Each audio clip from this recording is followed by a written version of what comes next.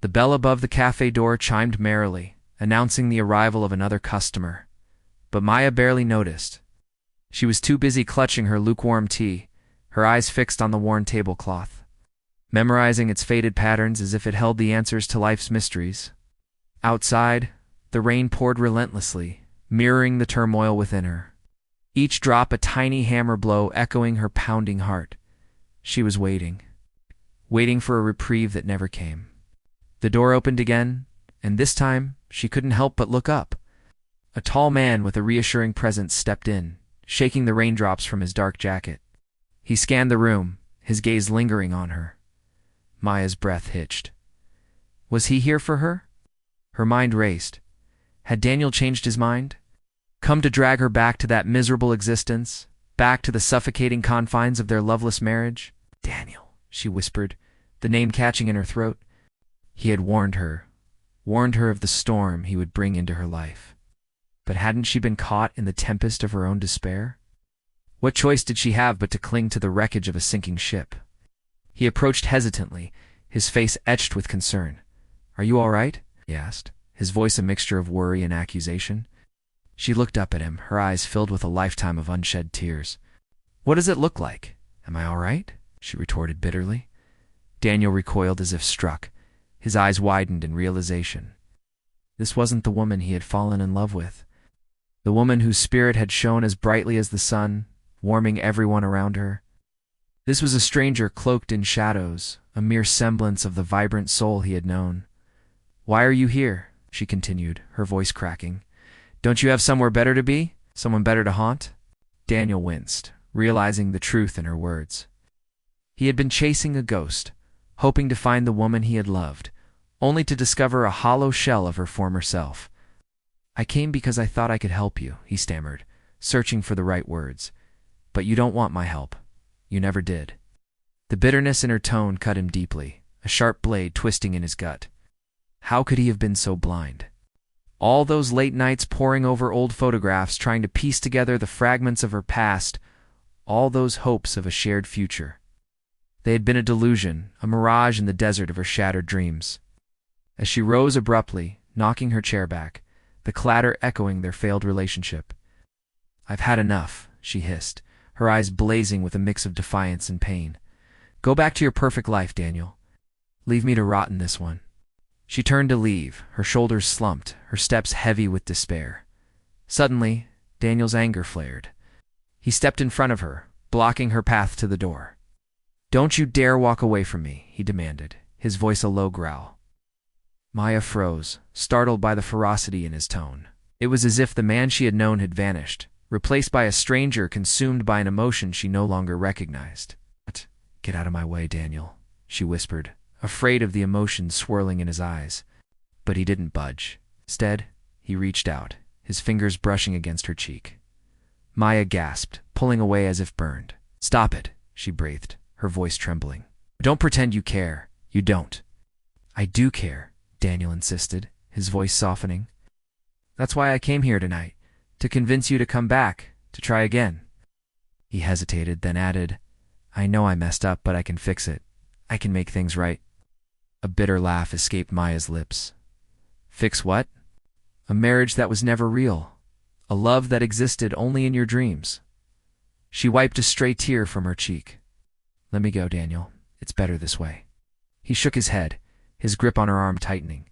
There is no better way, he said fiercely. You're hurting, Maya. I can see it. I won't let you hurt alone. How can you be so blind? She cried, struggling to free herself from his grasp. Don't you see that I am broken? There is nothing left to fix. Release me, Daniel. He staggered back as if struck, his eyes clouding with pain. No, he whispered, his voice cracking. I won't release you, not until you let me love you again. With that, he cupped her face in his hands, his thumbs brushing away her tears. Against her better judgment, Maya leaned into his touch, seeking the warmth of his embrace, if only to remind herself of what she had lost. In that stolen moment, she saw a flicker of the man she once loved, the man she had sworn to cherish. His kiss tasted like rain and regret, a bittersweet symphony of longing and loss. But beneath the tenderness, she sensed a a desperate attempt to save something that had already slipped through his fingers. When he pulled away, his eyes searching hers, Maya knew she couldn't keep him trapped in this illusion any longer. With a trembling voice, she whispered, "Daniel, I'm not the woman you love. I never was." His face drained of color. "What?" he breathed, his grip on her slackening. Maya closed her eyes, bracing for the inevitable heartbreak. But his reaction surprised her. Instead of rage or despair, she heard a quiet acceptance. "I know," he murmured, his voice hollow. "I should have realized long ago." As the realization dawned on his face, a profound sadness washed over Maya. In that moment, she saw not just the end of their relationship, but the death of a dream. The dream they had shared, the dream of a future where love would conquer all. When she opened her eyes, Daniel was gone. Standing alone in the empty cafe, surrounded by the ghosts of their shared past, Maya realized the gravity of her words.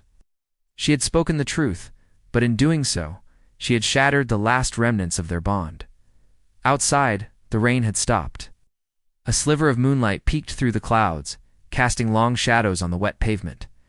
As Maya stepped out into the cool night air, she felt a profound sense of loss, a familiar ache in her chest, the hollowness that had become her constant companion.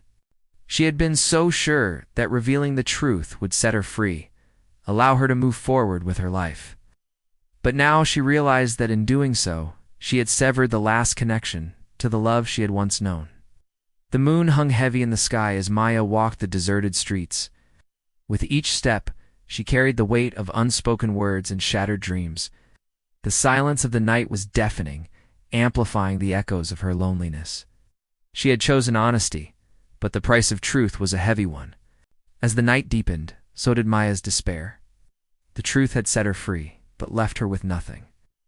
She had exposed the illusion, but in doing so had lost the only anchor in her turbulent sea of emotions. And as the first rays of dawn began to paint the sky, Maya found herself standing before the familiar gates of her apartment building. The place that had once been her sanctuary was now a symbol of her solitude. She reached out to touch the cold metal, seeking solace in its unyielding surface. The truth had set her free, but what awaited her on the other side of that freedom?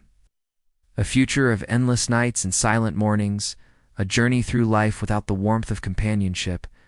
As she turned the key and stepped inside, the silence welcomed her like a long-lost friend. The walls seemed to close in, suffocating her with memories of laughter and love that no longer resonated within these hollow chambers.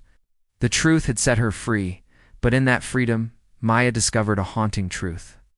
Sometimes the bonds we break to escape only lead us back to ourselves, more fragmented and lost than before.